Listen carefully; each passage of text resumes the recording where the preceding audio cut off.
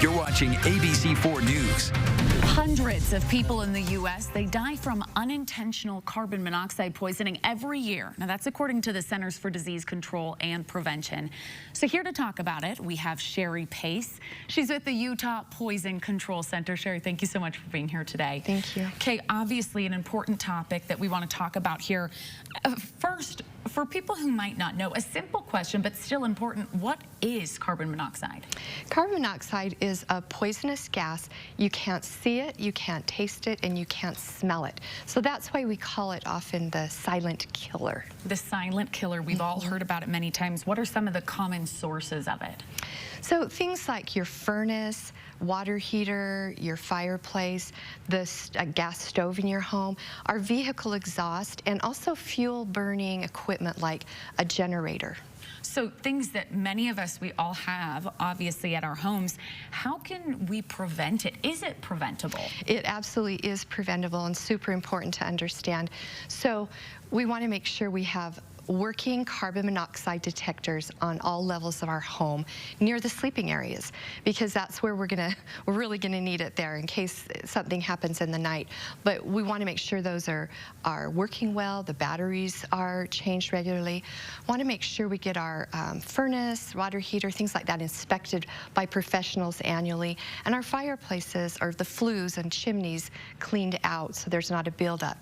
And you're going to want to make sure you're not running your cars in the garage. Sometimes it's cold in those mornings, but even with the door open, it can build up. And you don't want to have your generators running inside enclosed spaces like a tent or a garage either. Those can also be very dangerous. You don't want to heat your home, you know, with that gas stove.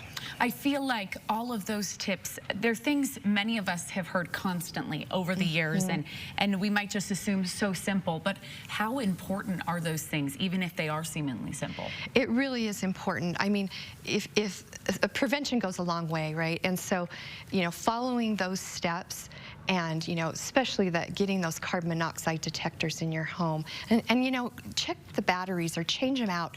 We recommend, like, for doing that during daylight savings like we had just last week, and that helps us remember to do that. So some of those symptoms of carbon monoxide poisoning, what are they? Some of the common symptoms are things like headache, dizziness, an upset or stomach like nausea, and as it progresses, as your more exposure comes, you can have and you can even become unconscious, vomiting, and then in severe cases, death. It is deadly.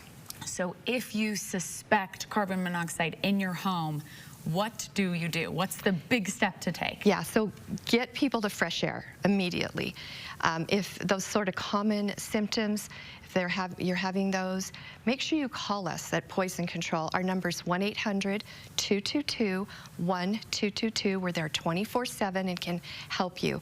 Now, if someone's unconscious or having trouble breathing, you're going to want to call 911 rather than us. Okay, so obviously in an emergent situation, call 911. Otherwise, as you said, Utah Poison Control Center open. You can look it up online for that number 24/7. You can contact them. Is that right? Exactly, and save it in your phone as a contact. Then you just always have it with you and you don't have to worry about it. Easy on hand. You see the website on your screen, utahpoisoncontrol.org. Is that right? That is correct. Okay, all good things to keep in mind. Sherry Pace, everyone. Sherry, thank you very much. Thank you.